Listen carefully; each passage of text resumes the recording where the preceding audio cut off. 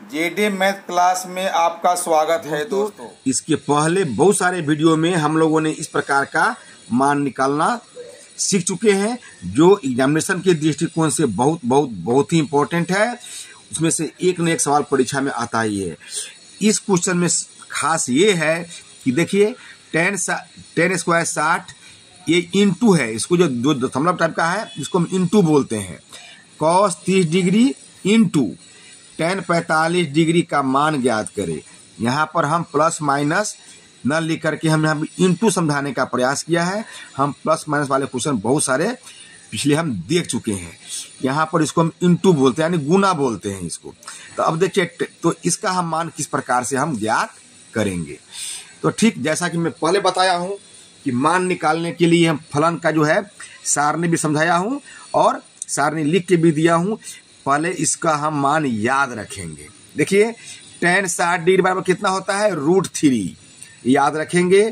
cos 30 degree कितना होता है, 2 और tan 45 डिग्री क्या होता है, 1। ये जब तक याद नहीं रहेगा इस प्रकार सवाल नहीं बनेगा। और याद करने का ट्रिक भी मैंने पीछे बता चुका हूं, आप देख सकते हैं।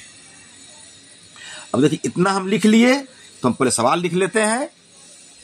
क्या है, tan square 60 degree cos 30 degree into tan 45 degree, इसका मान निकालना है हमें।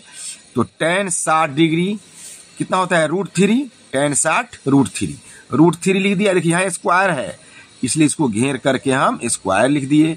यहाँ ये पॉइंट है या इंटू है, इसलिए इंटू के लिए मैंने गुना लिख दिया। cos 30 डिग्री का मान होता है 2 फलन से हम याद कर चुके हैं, नहीं याद किए तो याद कर लेंगे। 2 यहाँ 2 लिख दिए। फिर देखिए ये इंटू के लिए गुना लिख दिए। और tan 45 डिग्री का मान होता है 1, हम याद किए हैं तो 1 लिख दिए। अब हम इतना लिख लिए तो सिंपल हो गया। हम समीकरण जैसे तोड़ते हैं तो तोड़ देंगे। जैसा कि मैं पहले ही बता चुका हूं, √3 में √3 से गुना करते हैं तो √3 हट जाता है, 3 होता है। जैसे एक और देख लीजिए, √2 में √2 से गुना करेंगे तो ये √2 हट जाएगा, 2 होगा। इस प्रकार हमें ध्यान रखेंगे कि √3 में √3 से गुना होता है तो 3 होता है।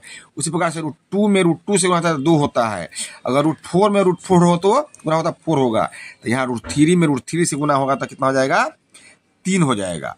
और गुने तो यही है, और 2 यहाँ पर लिखेंगे, ये गुने 1 हो जाएगा।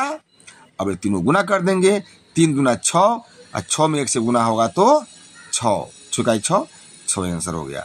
इस प्रकार से हमें फलन याद रहेगा तो इस प्रकार का हिसाब आसानी से बन जाएगा। और ऐसा हिसाब याद रखिए, परीक्षा में 1-2 पूछता है यह अनिवार्य रूप से, इसलिए हिसाब हम लोग को आना ही चाहिए। इसीलिए अभ्यास के लिए मैंने कुछ क्वेश्चन दे दिया हूं, अभ्यास कीजिए। अगर वीडियो अच्छा लगे तो लाइक, सब्सक्राइब, शेयर जरूर कीजिए। धन्यवाद।